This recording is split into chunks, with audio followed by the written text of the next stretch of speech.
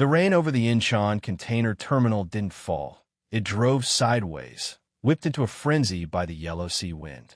The massive crane structures loomed out of the black fog like ancient iron monsters, their rusted joints groaning under the pressure of the storm.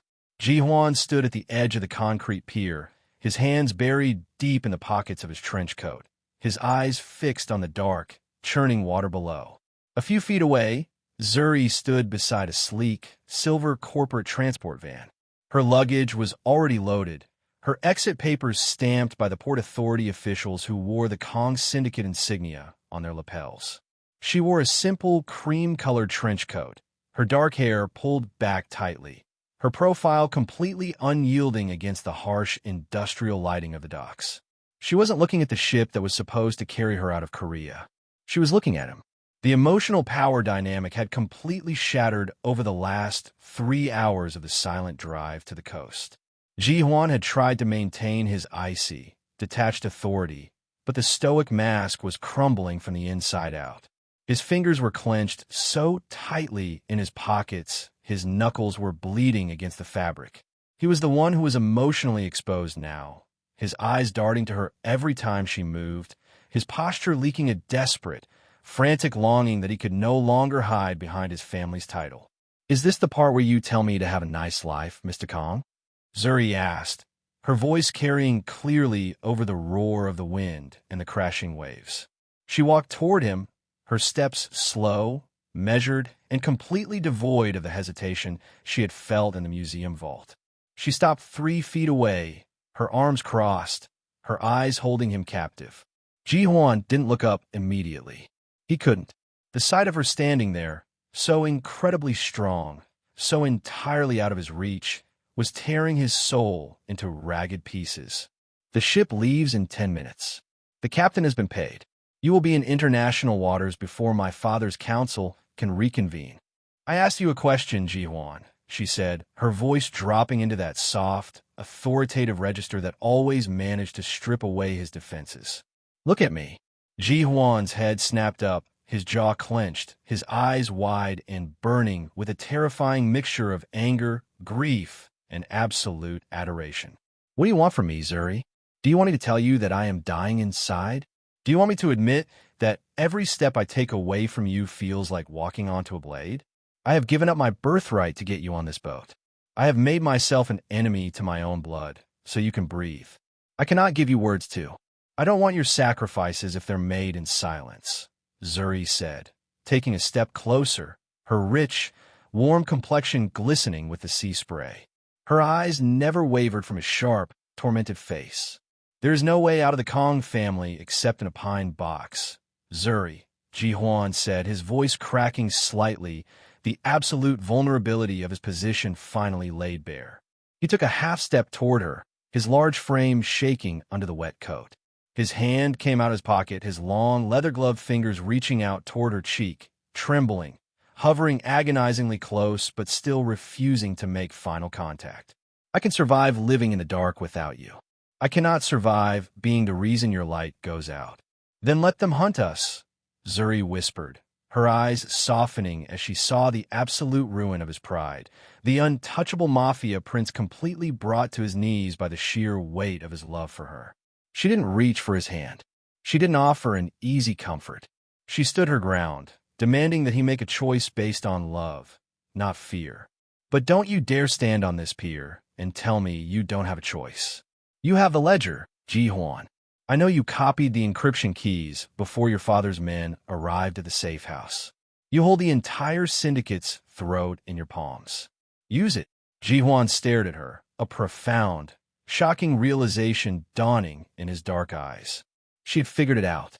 She had traced his tactical movements better than his own lieutenants. She wasn't just a woman he needed to protect. She was the only person in the world who truly saw him, who understood the strategic mind behind the violence.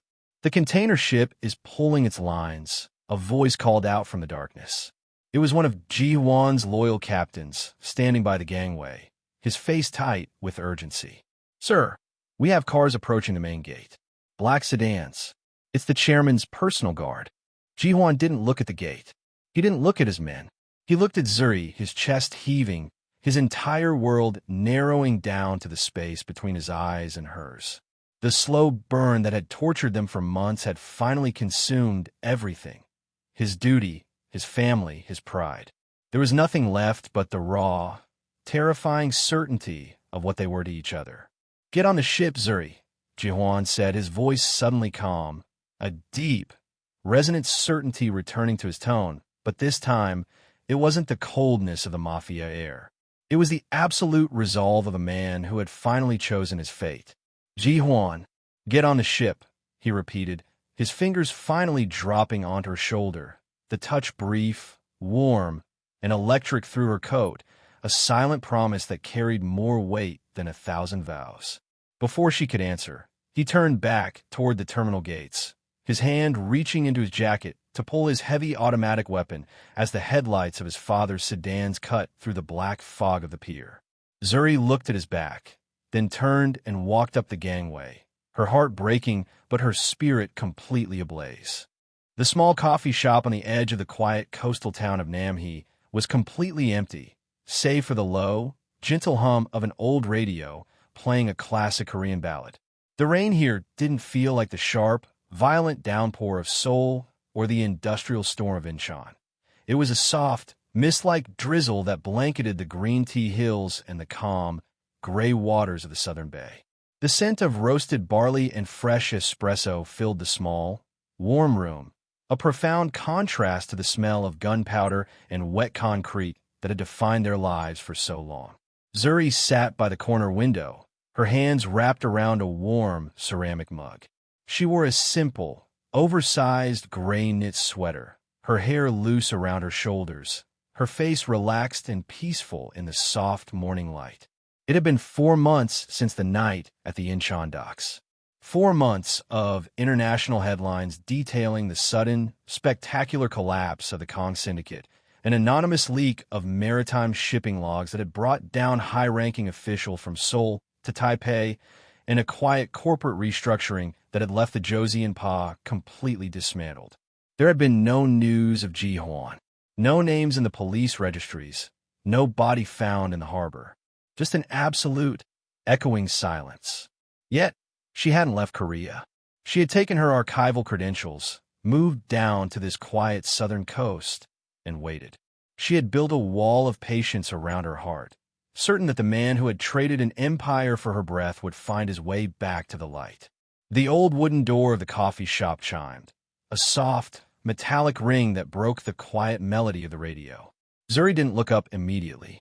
She took a slow sip of her tea, her heart skipping a single, deliberate beat as the scent of cedarwood and clean rain drifted across the small room, cutting through the aroma of the coffee. A tall man stepped inside, pulling off a dark wool cap to reveal short, neatly trimmed black hair and a face that bore the unmistakable, faint silver line of a fresh scar across the high ridge of his left cheekbone. He wasn't wearing a tailored charcoal suit or leather gloves.